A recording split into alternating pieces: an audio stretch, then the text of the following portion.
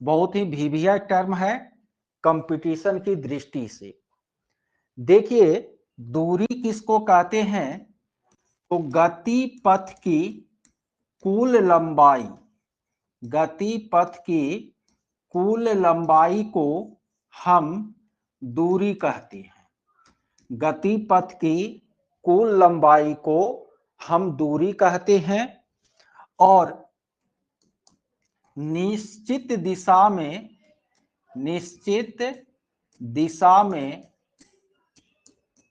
तय दूरी को हम क्या कहते हैं? विस्थापन कहते हैं। गति पथ की कुल लंबाई को हम दूरी कहते हैं और निश्चित दिशा में तय की गई दूरी को हम विस्थापन कहते हैं। देखिए, गति और विस्थापन को हम लोग समझते हैं। जैसे कोई वस्तु शुरुआत में बिंदु ए पर था, कोई वस्तु शुरुआत में बिंदु ए पर था और वह कुछ समय के बाद बी पर चले गया। ठीक है, कुछ समय बाद किस पर चले गया? बिंदु बी पर। ए और बी के बीच की दूरी मान लेते हैं 10 मीटर है। ठीक है, तो इसमें जो दूरी होगा तो वह 10 मीटर होगा, क्योंकि गति पथ की कुल लंबाई को दूरी कहा जाता है। अब विस्थापन किसको कहते हैं? तो निश्चित दिशा में तय की गई दूरी को विस्थापन कहते हैं। विस्थापन में यह देखा जाता है कि प्रारंभ में वस्तु कहां थी और अब कहां पर है। प्रारंभ में वस्तु कहां पर थी और अब कहां पर है, उन दोनों के बीच का जो न्यूनतम दूरी होता है उसको हम विस्थापन कहते हैं। तो यहां पर आप देख रहे हैं कि गति पथ की कुल लंबाई 10 मीटर है, दूरी भी 10 मीटर ए से बी पर गया है तो, और विस्थापन भी कितना मीटर होगा? 10 मीटर होगा। क्योंकि यह केवल 10 मीटर आगे जा रही है तो हमने क्या लिखा? Plus 10 metre. अब थोड़ा सा देखिए, कोई वस्तु जो है बिंदु ए से बी तक 10 मीटर गई, पुनः बी से वह आ गई कहां पर? सी पर, और दूरी वह तय कर ली कितना मीटर? 7 मीटर। 10 मीटर दाएं गई ए से बी तक, और फिर बी से रिटर्न होकर के वह पीछे कितना मीटर आ गई? 7 मीटर। तो यहां पर दूरी जो होगा वह तो गति पथ की कुल लंबाई होगा, तो 10 प्लस 7 कितना हो जाएगा? 17। लेकिन विस्थापन में देखा जाएगा कि पहले जहां था और अभी जहां पर है, पहले था ए पर और अभी है सी पर, तो ए और सी के बीच का न्यूनतम दूरी क्या है? तो ये 10 गया 7 आ गया, तो प्लस 10 माइनस 7, तो प्लस 3 मीटर हुआ। ये प्लस 3 मीटर इसका क्या हो गया? विस्थापन। दूरी हो गया 10 × 17 और विस्थापन कितना हो गया? 3 मीटर हो गया। आप लोग समझ रहे हैं?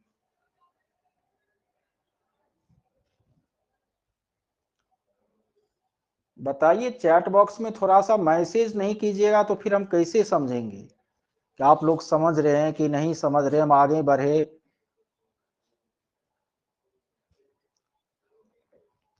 ओके, अब देखते हैं कुछ और कंडीशन को। हालांकि ये जो बोर्ड पर पढ़ा रहे हैं इसका पीडीएफ भी हम ग्रुप में भेज देंगे, जिसको बाद में लिखना हो वो लिख सकते हैं। अब देखते हैं एक दूसरे कंडीशन को। मान लेते हैं कोई वस्तु ए से चली और बी पर पहुंच गई 10 मीटर, फिर बी से वह चली और ए पर पहुंच गई ना, जहां से चली थी वहीं पर आ गई, 10 मीटर आगे गई फिर 10 मीटर पीछे हो गई। तो यहां पर दूरी कितना होगा? तो दूरी में ये नहीं देखा जाएगा कि वह किधर गया नहीं गया, जितना वह उसके गति पथ का लंबाई होगा वह दूरी होगा। तो 10 गया 10 आ गया, तो दूरी में हमको दिशा से कोई लेना देना नहीं है, सीधा हम कहेंगे कि इसका दूरी जो है 10 + 10 कितना मीटर है, 20 मीटर है। ठीक है,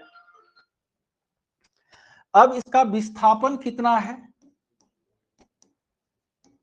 आप लोग बता सकते हैं इसका विस्थापन कितना है। ए से 10 मीटर बी पर गया, बी से रिटर्न होकर के फिर ए पर 10 मीटर वो आ गया, तो विस्थापन कितना है बताइए। तो अमरेंद्र जी 0 कह रहे हैं, मनोज मंडन जी भी 0 कह रहे हैं, बिल्कुल राइट आंसर है आप लोगों का। वह 10 गया 10 रिटर्न हो गया, तो +10 - 10 उसका विस्थापन 0। तो आप देख रहे हैं कि विस्थापन का मान 0 हो सकता है, लेकिन दूरी का मान कभी 0 होगा, क्योंकि दूरी जब भी थोड़ा सा भी स्थान में परिवर्तन होगा, बस वस्तु गति में आएगी, तो दूरी का मान हमेशा धनात्मक संख्या आएगा। अब विस्थापन का मान तो धनात्मक भी हो सकता है और 0 भी हो सकता है, ऋणात्मक भी हो सकता है। कैसे, या यहां से गया यहां तक 10 मीटर और फिर यहां से यहां तक आ गया 15 मीटर, 10 मीटर इस शुरुआती स्थान है ना, और ये अंतिम स्थान है। 10 मीटर गया, रिटर्न हो गया कितना मीटर, 15 मीटर। तो यहां दूरी जो है वह होगा कितना मीटर, 10 + 15, गति पथ की कुल लंबाई कितना मीटर, 25 मीटर, और विस्थापन जो है +10 - 15, तो कितना हो गया, -5 मीटर। तो आप देख रहे हैं कि दूरी को दिशा से कोई लेना देना नहीं है। मान लेते हैं ए से बी 10 गया ही 15 और आगे चले जाता, तो विस्थापन 10 + 15 = 25 हो गया, लेकिन पीछे चले आया तो 10 में से 15 -5 हो गया। तो विस्थापन दिशा पर निर्भर करता है, दूरी दिशा पर निर्भर नहीं करता है। तो अब आप दूरी और विस्थापन में क्या सब अंतर बता सकते हैं, किसमें, दूरी और विस्थापन में। एक अंतर तो हम पहले ही लिख चुके हैं कि गति पथ की कुल लंबाई को दूरी कहते हैं, और विस्थापन किसको कहते हैं, निश्चित दिशा में तय की गई दूरी को विस्थापन कहते हैं। ठीक है, दूसरा अंतर क्या हो जाएगा, दूरी का मान हमेशा पॉजिटिव होता है, धनात्मक होता है। विस्थापन का मान धनात्मक भी हो सकता है, ऋणात्मक भी हो सकता है और शून्य भी हो सकता है। उसके बाद दूरी जो है, दूरी वह अदिश राशि है, क्योंकि वह दिशा पर डिपेंड नहीं करती, केवल उसमें परिमाण होता है, तो दूरी अदिश राशि है। विस्थापन दिशा पर निर्भर करती है, तो विस्थापन सदिश राशि है, ना कह सकते हैं। और जानते हैं दूरी और विस्थापन दोनों एक प्रकार से लंबाई है, इसीलिए दोनों का मात्रक मीटर होता है। साथ ही साथ दूरी और विस्थापन एक दूसरे के बराबर भी हो सकता है और एक दूसरे से अलग भी हो सकता है। जैसे कि यहां पर देखिए, दूरी ए से बी पर 10 मीटर गया, तो दूरी भी 10, विस्थापन भी 10 था, बराबर था। यहां पर दूरी 17 हुआ, विस्थापन 3 हुआ, दूरी से विस्थापन कम हो गया। यहां पर फिर दूरी 20 हो गया, विस्थापन 0 हो गया ना। तो दूरी और विस्थापन का मान बराबर हो भी सकता है और नहीं भी हो सकता है। तो अब दूरी और विस्थापन पर यदि कितनों घुमा करके क्वेश्चन पूछेगा, तो आप उसमें दिमाग लगा सकते हैं। कह देगा दूरी और विस्थापन के संबंध में कौन सा कथन सत्य है, कौन सा कथन असत्य है। तो जब कॉन्सेप्ट आपको पता है, तो फिर आप उस पर सोच सकते हैं। उसका उत्तर आसानी से दे सकते हैं।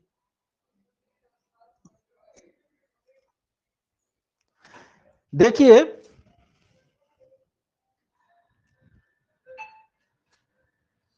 आपको कुछ खास स्थिति में और एग्जाम्पल देते हैं दूरी और विस्थापन को निकालने का।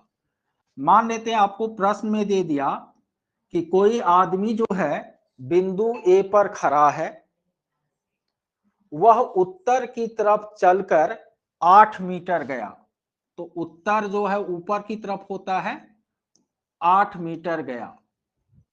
फिर वह पूरब की तरफ चलकर 6 मीटर गया। तो उसने कितना दूरी तय किया और कितना उसका विस्थापन हुआ। तो दूरी कितना होगा, तो जितना गति पथ का लंबाई है 8 + 6 कितना हो जाएगा, 14 मीटर। लेकिन विस्थापन कितना होगा, तो विस्थापन में न्यूनतम दूरी देखा जाएगा कि जहां पहले था और जहां अभी है उनके बीच का न्यूनतम दूरी ये हो गया ना। तो ये हो गया, आपको ये समकोण त्रिभुज बन गया और इसका ये कर्ण हो गया। कर्ण बराबर रूट अंडर लंब स्क्वायर प्लस, तो रूट अंडर 8 का स्क्वायर प्लस 6 का स्क्वायर, 64 + 36 कितना हो जाएगा, रूट अंडर 100 बराबर 10। तो इसका विस्थापन कितना मीटर होगा, 10 मीटर। जब कोई वस्तु वृत्ताकार पथ पर चलती है तो हर एक स्थिति में उसका विस्थापन बदलते रहता है। ठीक है, दूरी आपको कांस्टेंट रह सकता है लेकिन विस्थापन चेंजेबल होता है जब कोई वस्तु वृत्ताकार पथ पर चलती है। खैर उतना डीप में हम लोग नहीं जाएंगे। तो दूरी और विस्थापन के इस कॉन्सेप्ट को आप लोगों को याद रखना है। अब जो है हम लोग आगे बढ़ेंगे और देखेंगे किसको, चाल को और वेग को। इकाई समय में तय की गई दूरी को चाल कहते हैं और इकाई समय में जितना वस्तु का विस्थापन होता है उसको हम वेग कहते हैं। तो दूरी चाल क्या है, दूरी बटे समय, दूरी और समय का अनुपात चाल है। वेग क्या है, विस्थापन बटे समय क्या है, आपको वेग है। जिस तरह आपको दूरी अदिश है तो चाल भी कैसी राशि है, अदिश। दूरी दिशा पर निर्भर नहीं करती, चाल भी दिशा पर निर्भर नहीं करता। वेग आपको सदिश है, सॉरी विस्थापन सदिश है तो वेग भी कैसी राशि है, आपको सदिश राशि है। उसके बाद दूरी का मान हमेशा धनात्मक होता है तो विस्थापन का मान भी हमेशा क्या होगा, धनात्मक। दूरी विस्थापन समझ गए तो वेग और चाल का अंतर भी आप समझ गए। दूरी हमेशा धनात्मक तो चाल का मान भी हमेशा धनात्मक होता है। विस्थापन धनात्मक ऋणात्मक जीरो कुछ भी हो सकता है तो वेग का मान भी हो जो है वह धनात्मक भी हो सकता है, ऋणात्मक भी हो सकता है और शून्य भी हो सकता है। उसके बाद आपको चाल और वेग जो है बराबर भी हो सकता है और बराबर नहीं भी हो सकता है। जिस तरह दूरी और विस्थापन बराबर हो भी सकते हैं और नहीं भी, उसी तरह चाल और वेग बराबर हो भी सकते हैं और नहीं भी हो सकते। अब चाल का मात्रक, तो दूरी एक तरह का लंबाई है तो इसका मात्रक मीटर, समय का मात्रक सेकेंड। तो बटे में जो सेकेंड है इसको ms-1 भी लिख सकते हैं, मीटर प्रति सेकेंड। और वेग का भी ऐसा है मात्रक, चूंकि विस्थापन भी एक तरह की लंबाई है उसका भी मात्रक मीटर और सेकेंड, तो दोनों का मात्रक क्या होगा, मीटर प्रति सेकेंड। तो दूरी और विस्थापन, चाल तथा वेग, हमको लगता है कि इसका कॉन्सेप्ट आप लोगों का क्लियर हो चुका होगा।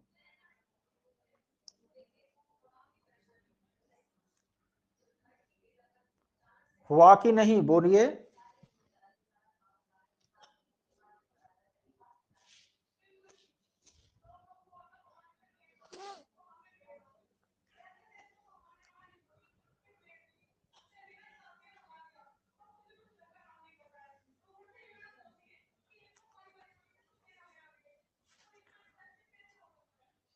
केवल लग रहा है कि नैयर आलम भारतीय और अविनाश अमर जी ही समझ पा रहे हैं और लोग नहीं समझ पा रहे हैं क्या?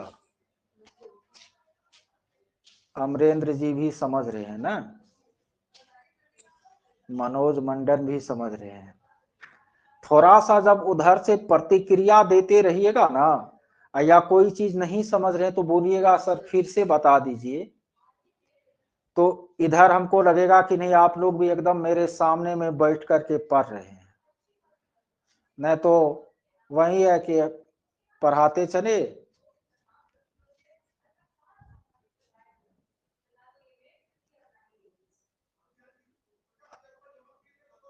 स्क्रीन नहीं दिख रहा है, तब हो सकता है कि आपका नेटवर्क पूरा सही नहीं होगा। आप एक बार लेफ्ट होकर के ज्वाइन कीजिए। और लोग को स्क्रीन दिख रहा है ना?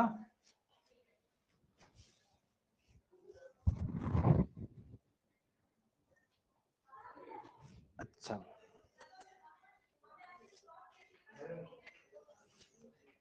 चलिए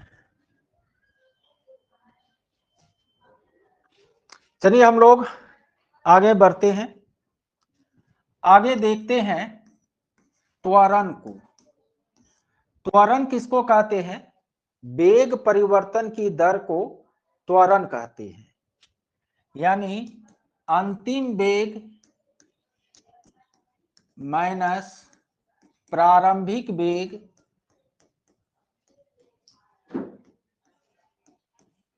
बटे समय बराबर त्वरण।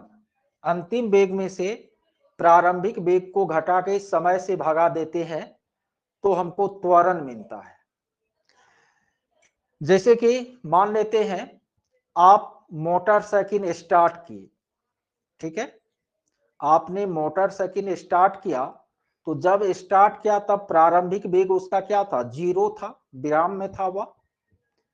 स्टार्ट करने के बाद आप चलना शुरू किए और मान लेते हैं कि 5 मिनट के बाद आपका वेग हो गया कितना, 40 किलोमीटर प्रति घंटा। विराम में थे और 5 मिनट के बाद हो गया वह 40 किलोमीटर प्रति घंटा ना। गाड़ी तो सब चलाते होंगे, स्टार्ट करते होंगे, तो जब स्टार्ट किए तो विराम में था तो प्रारंभिक वेग 0। अब 5 मिनट के बाद उसका वेग हो गया 40 किलोमीटर प्रति घंटा। तो त्वरण कितना होगा? तो अंतिम वेग हो गया आपको 40 किलोमीटर प्रति घंटा। अब प्रारंभ में कितना था, 0 किलोमीटर प्रति घंटा। समय आपका कितना लगा है, 5 मिनट। समय कितना लगा है, 5 मिनट। तो 40 में से 0 जाएगा, 40 किलोमीटर प्रति घंटा ना। अब 5 मिनट है तो आपको मात्रक सेम करना पड़ेगा। यानी आपको इस 5 मिनट को किस में बदलना पड़ेगा, घंटा में बदलना पड़ेगा। तो 5 मिनट को घंटा में बदलने के लिए 60 से भागा दीजिएगा। 60 अब ऊपर किस में चले जाएगा, गुना में चले जाएगा, नहीं चले जाएगा। तो 60 ऊपर गुना में चले गया तो 40 गुना 60 बटे 5 किलोमीटर प्रति, ये नीचे में बटे में घंटा है, ये भी घंटा है, तो प्रति घंटा स्क्वायर। 5 से 8, तो 480 किलोमीटर प्रति घंटा स्क्वायर। ये आपका क्या हो गया, त्वरण हो गया ना। तो जनरली आपको वेग को मीटर प्रति सेकेंड में मापा जाता है और समय को किस में मापा जाता है, सेकेंड में। तो जब भी दो वेग आपस में घटाएंगे तो मीटर प्रति सेकेंड रहेगा, और नीचे में समय का मात्रक भी क्या होता है, सेकेंड। तो त्वरण का जो मात्रक होगा वह क्या हो जाएगा, मीटर प्रति सेकेंड स्क्वायर, एम एस पर -2, एम एस पर पावर -2। ये त्वरण का क्या हो गया, मात्रक हो गया। देखिए त्वरण का मान यदि पॉजिटिव हो तो तब तो उसको त्वरण कहते हैं, लेकिन त्वरण का मान निगेटिव भी आ सकता है। कैसे, जिस समय वस्तु चला उस समय उसका वेग मान लेते हैं प्रारंभिक वेग ज्यादा हो, अंतिम वेग क्या हो, कम हो। ठीक है, प्रारंभिक वेग ज्यादा हो और अंतिम वेग क्या हो, जैसे किसी चीज पर आप ब्रेक लगाते हैं तो वहां वेलोसिटी क्या होता है, डिक्रीज होता है। तो अंतिम वेग कम है, प्रारंभिक वेग ज्यादा है, तो कम में से ज्यादा घटाएंगे तो माइनस में आएगा ना। तो त्वरण का मान माइनस में भी हो सकता है। तो त्वरण का मान यदि माइनस में होता है तब उसको क्या कहते हैं, मंदन कहते हैं। त्वरण यदि ऋणात्मक हो तो उसको क्या कहा जाता है, मंदन कहा जाता है ना।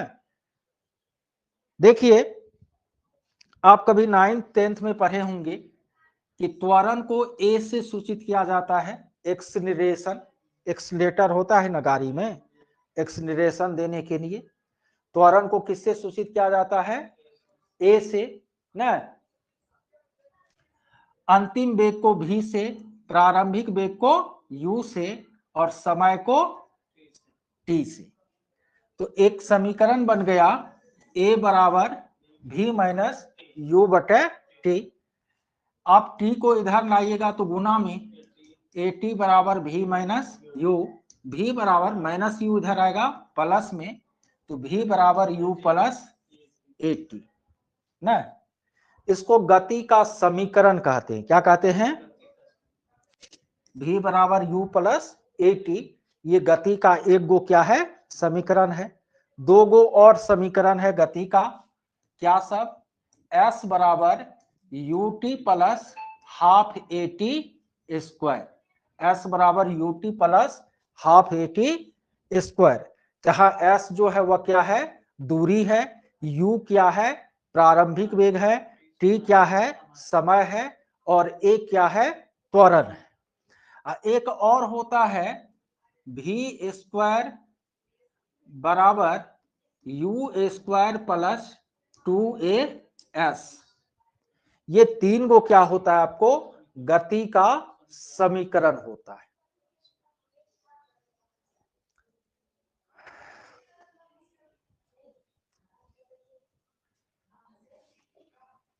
अविनाश जी कह रहे हैं सर कल जो नियुक्ति पत्र देगा तो राजकर्मी कब से हम लोग बनेंगे।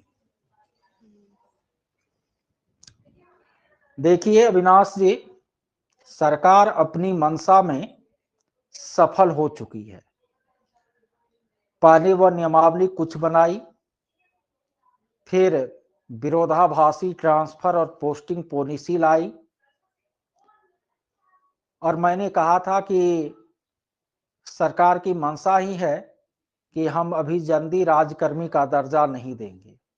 वही हुआ, उसका विरोध हुआ, कोर्ट में मामला गया। शिक्षा मंत्री ने आज प्रेस कॉन्फ्रेंस करके उसको क्या कर दिया, स्थगित कर दिया।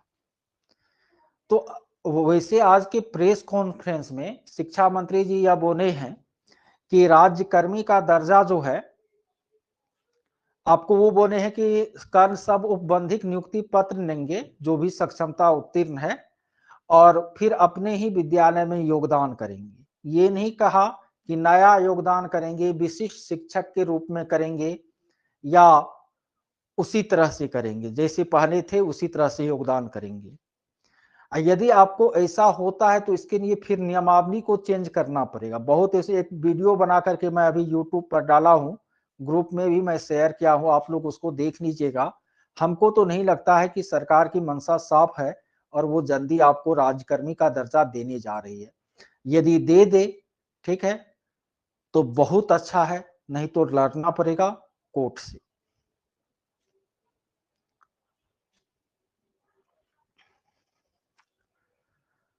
तो देखिए, आज फिजिक्स में इतनी सारी चीजें हम लोगों ने समझने का कार्य किया। हम लोग आगे अब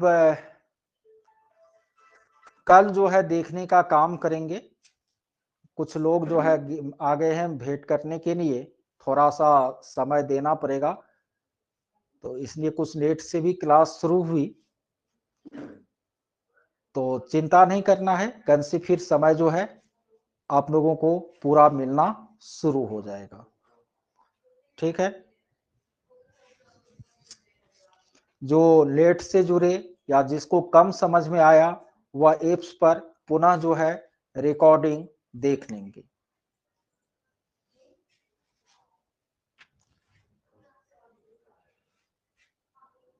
ठीक है।